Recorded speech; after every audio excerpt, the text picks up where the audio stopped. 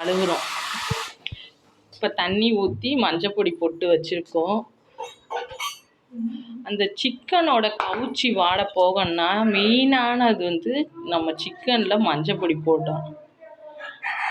அந்த காலத்துலலாம் நம்மளுக்கு மஞ்சப்பொடி போட்டு அப்ளை பண்ணி தான் தருவாங்க. பட் இன்றைக்கி விற்கிற மஞ்சள் பொடி விலைவாசிக்கு மஞ்சள்லாம் போட்டு கழுவுறதுக்கெலாம் வியாபாரம் கட்டுப்படி ஆகாது. அதனால நம்மளே மஞ்சள் பொடி நல்லா போட்டு கழுவிக்கணும். அதில் எவ்வளோ கிருமிகள் இருந்தாலும் சரி, எத்தனை பழசான கோழி அவங்க கொடுத்தாலும் கூட அந்த மஞ்சள் பொடியில் சரியாயிடும்.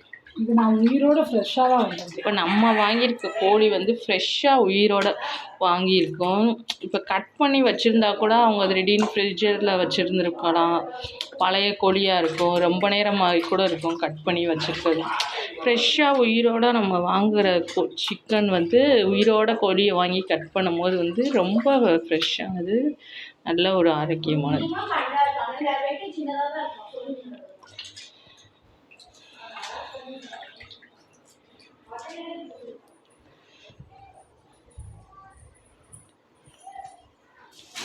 இப்போ நம்ம ஒரு டைம் கழுவி தண்ணியோடு வடிகட்டக்கூடாது. தண்ணியிலேருந்து அள்ளி சிக்கனை ஒரு இன்னொரு இதில் மாற்றிக்கணும் நம்ம.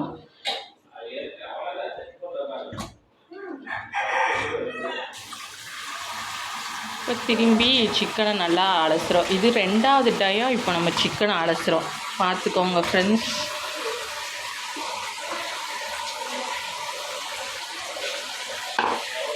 அப்படி தண்ணியோடு வடிச்சிடக்கூடாது ஃப்ரெண்ட்ஸ். சிக்கனை வந்து அலசி அள்ளி தனியாக வைக்கணும் ஃப்ரெண்ட்ஸ். அப்போ தான் அதில் இருந்த ஏதாவது அழுக்குகள் ஏதாவது இருந்தால் கூட அடியிலே நின்றுடும் ஃப்ரெண்ட்ஸ். 3 மணிக்கு வந்து நீங்கள்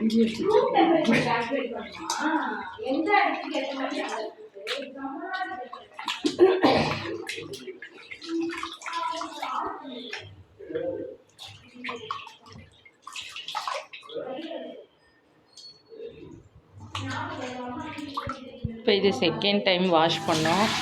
உங்களுக்கு தெரியுதா இப்போ சிக்கன் ஃபஸ்ட் டைம் செகண்ட் டயத்துக்கும் டிஃப்ரென்ஸு? அடுத்து